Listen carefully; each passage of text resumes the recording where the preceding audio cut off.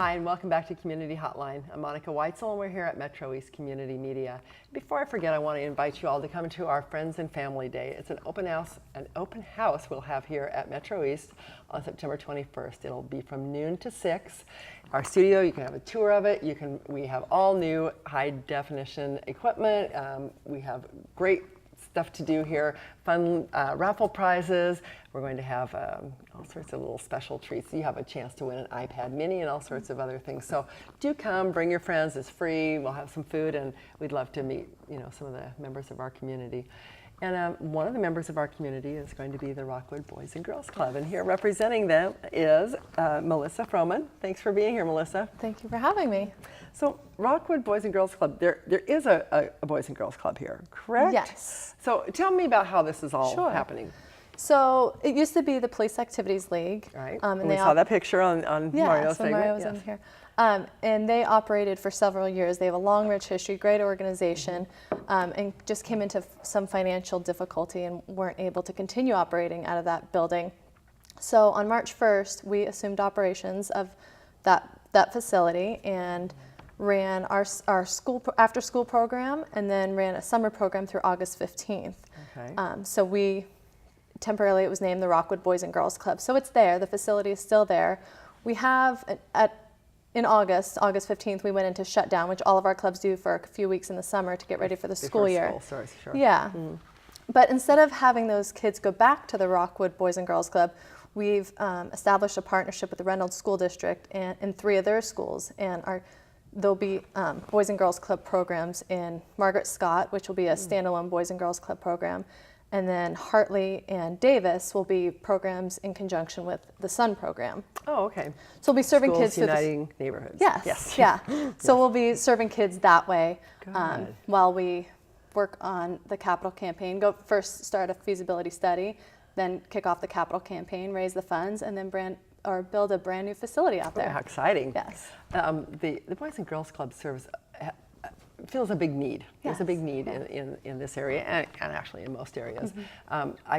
I'm guessing that the reception to the idea of a new Boys and Girls Club is probably pretty well received. What has been your experience? Yes, there's been a lot of support for us to be out there, both financially and just the general community support.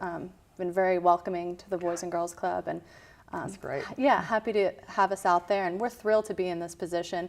We know there's a big need out in Rockwood and other parts of Gresham as well, and just this opportunity came to us really from 2 people. A lot of people were involved, but really the catalysts were Tracy Rose from the Portland Trailblazers and Ashley Campion with the Helen K. and Arthur E. Johnson Family Foundation. That's a mouthful. Yes. So those 2 women just really fought tirelessly for our kids and for the community of Rockwood to get us out there, and thanks to them, here we are. And we sure couldn't do it without the great volunteers, can we? Yeah, that's wonderful. So what's the timeline look like? You said the feasibility study. When will that take place? So the kids, with regard to the program, the school programs start hopefully at Margaret Scott in next week, and then the other 2 schools in end of September, early October, which is about the same time we'll be into our feasibility study to make sure the funds are there to build a new building. Right. You don't want to get into it and not have the money to finish. Right, absolutely. So then we'll do the feasibility study. We expect to be done by the end of the year, at the end of the calendar year, and hope to kick off officially the capital campaign in early January of 2014. And then from there, look to build a new building and hope that it's open end of 2015 or early 2016. Have you heard any talk about what this building might be like? Yes. Yeah. Can you share it, or sure. is it a secret? Yeah, no, Okay. it's not a secret. It's still in the development stages, but we do anticipate around a 30,000 square foot facility. That's a nice size. Yes. Most likely will be 2 stories. And the footprint there isn't big enough to build next to the current facility, which is why we had to find a place for the kids to be. Okay. We couldn't So operate they're and tear build. down the old one. Yes, Is that right? Yes. Okay. And then also with that, Friends of the Children, we're doing this in a partnership with Friends of the Children. They will be out there with us and in their own facility, but on the same, what we're calling a community campus. Oh, okay. And they'll have their own building, smaller. They anticipate theirs will be between 8,000 and 10,000 So square they'll have feet. a new one also. Yes, Yeah, yes. great. They serve so many kids, and they stick with them from kindergarten all the way through for 12 and a half years. I just recently kind of became acquainted with them, and Great organization. I'd love to hear more about them. But yeah, that's a great partnership there too. Yeah. So and then between the two buildings we'll have some shared spaces, so we won't be duplicating. There won't be two gyms out there. We'll build a giant gym that will serve all of our kids, and their kids will be able to use it as well. And they'll have a teaching kitchen, which is really a big part of their program, where they teach their mentors, who they call their friends, will teach them, they teach their mentees how to cook. And so while they'll be coming over to the club and using our games room and our gym and our facilities and our art program, participating in the arts, we'll be able to use their teaching kitchen as well.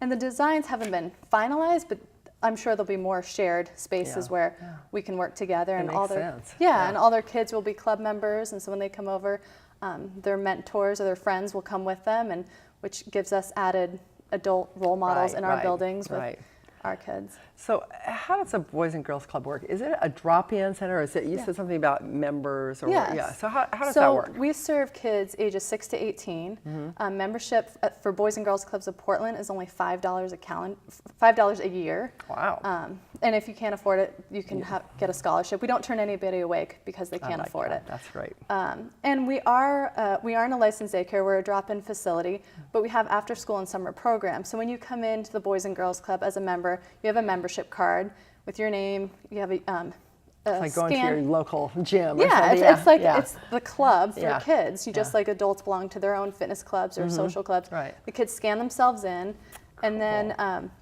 they have club meetings or club assemblies where they tell the kids what's going on for the day, and then they get to choose. The kids get to choose where they're going to go in the club, and then we just ask that we call it pick it and stick it, so that they stay in that area for 30 to 45 minutes or how long the activity is scheduled to be, so that they follow through and commit to the activity just as adults. We live with our choices. And then at the end of that, they have another club meeting or assembly just to quickly announce what's going on next. And so they can choose something else. So they can do the art room for the first part of their day, and then maybe they go to the Learning Center and work on their homework and get help. That was going to be one of my questions. You have people there to help with their homework. Yeah, and then they can go to the gym. So they get to choose, but that they follow through and finish what they started. Wow. How long has the Boys and Girls Club been around? Do you have any idea? Nationally, over 100 years. Boys and Girls Clubs of Portland, we've been around since 1946. That's still a long time. And Rockwood became our 7th club in the Portland metropolitan area. So when it's rebuilt, we'll still have 7 clubs. We also oversee a site out in Warm Springs, and then we have, we operate at school sites in the Park Rose School District as well. Oh, that's great. You are the Vice President of Development. How long have you been with the Boys and Girls Club? Have you been there a long time? I've been with the Portland organization just over 5 years, and prior to that, I grew up here, but moved to San Diego for the sun for a little while, and worked for a Boys and Girls Club down there for about 7.5. So total, just over 13 years, about 8 years down there, and then a little over 5 here. So did you ever attend a Boys and Girls Club when you were growing up? I didn't, no. They didn't have one in my town, and I live close by here, but they didn't have one in my town. But I have friends that grew up in Portland area and Gresham area who just, that was what they did. Every day after school, it was a Boys and Girls Club. Right. Well, there wasn't one in my community either, but they're vital to so many of our communities. They're placed in communities and towns, cities that need us the most, and so they're so important to the kids and the families for all the services that we provide. Do you get to spend much time there with the kids? I mean, I know obviously your job is is money raising and all that kind of thing, but do you spend some time in there and see the kids, and do you see that it makes a difference in their lives? Oh, it makes a huge difference. Yeah, we have kids all the time telling us that it saved their life, or it just their grades improved. We had, when we started at the Rockwood Club, we were getting ready for what we were having a funders event. The day before, the Portland Trailblazers came out and did this huge cleanup and getting the club ready for the summer. And then the next day, we had a funders event where we invited a lot of foundations out to tell them what was coming and what we're going to be asking for some money and why. And there was a girl, as we were getting ready for this event, a 10-year-old said to one of our staff, she was just asking her how she was doing, what did she like about the club, and she just started candidly talking about how she was so happy the Boys and Girls Club was there. She felt safe, and she felt that she loved that the club staff had expectations of her, that the club had rules, and that she knew how to behave. Love that. Yeah, I love that. And then sadly, I mean, the sad part, she said, "I'm just glad I don't have to be a hooker." Oh my goodness. Yes. Wow. Yes. Coming from a 10-year-old. Wow. And the staff, caught her off guard, and she just said, "Well, what do you mean?" She said, "Well, all the girls in the neighborhood are hookers, and because the Boys and Girls Club is here, I know I don't have to be a hooker." Wow. And so it's just, That's way powerful. Yes, and at that point we had only been, that was in June, and we had assumed operations in March, so we hadn't been there that long, and to know that the impact was that drastic, that's that pretty, fast. that kind of blows me away. Yeah, I know. It's hard to hear, especially a 10-year-old using that word, that she should even know that word. She shouldn't. What that means. But she's absolutely right about the expectations and the boundaries and rules and that kind of thing, because kids do need that. Yes. And they know they need it. Yes. But they would never tell you most of the time. So it was very articulate of her to be able to do that. But We do have high expectations of our kids. We know that they can live up to them, don't they? Yes, we know that they can accomplish a lot, and for most of our kids, they can accomplish a lot more than they're doing right now. And so it's holding those high expectations and showing them, how to accomplish those goals and giving them the opportunities to accomplish them. It must feel really good to work for a place like that. Yeah, I love the Boys and Girls Club. And I forgot to answer your question earlier about, do I get to be with the kids? We're really fortunate that our administrative office in Selwood is connected to our Meyer Club. So just through the doorway, it's the same building. We just, can go to the other side and interact with the kids and just take a break from the office side and hang out with the kids. How fun. Yeah, it's a good little break for your work day, It is. too. It's great, and you can hear the noise. Today was the first day of after-school programming, and so it was nice to have that noise back. Happy noise, yeah. I bet it is. I bet it is nice. You mentioned the Meyer Club, so all the clubs are named after their major funder, I imagine. So if there's anybody out there in the East County area with lots of money that they just don't know what to do with it, they could maybe take over this Rockwood Club. Absolutely, we anticipate that the Rockwood Club will, the naming will change with the donor. That's great. Okay, tell me, before we run out of time, what else should we know about the Rockwood Club? Are you going to need volunteers prior to it opening? How can the community help besides obviously donating? Investing in our club, in our capital campaign, and just in our communities in general. Continuing to invest. I mean, we had a lot of people. We had to secure some funding to for the next 2 years, so we could operate in the schools. And we had some great people step up: PGE and Wells Fargo and Key Bank and Regents, just to name a few. There's many more. And so, to recognize the need and do something about it. So whether it's investing with your financial resources or volunteering, because we don't have the club out there right now, you can still volunteer at one of our other clubs. Okay. And attend our events, attend our special events. Our biggest special event is in February. It's the Showcase of Wine and Cheese. And then and when is that? In February 20th and 21st. Okay. The 21st is a Friday night at the Convention Center.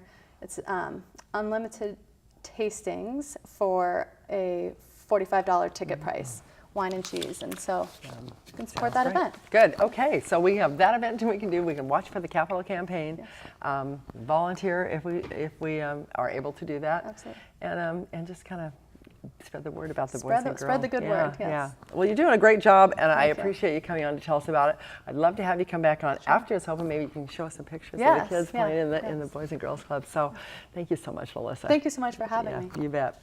Thanks for watching this episode of Community Hotline. We have one more guest on tonight, so don't go away. I want you to stick around, and we'll be right back.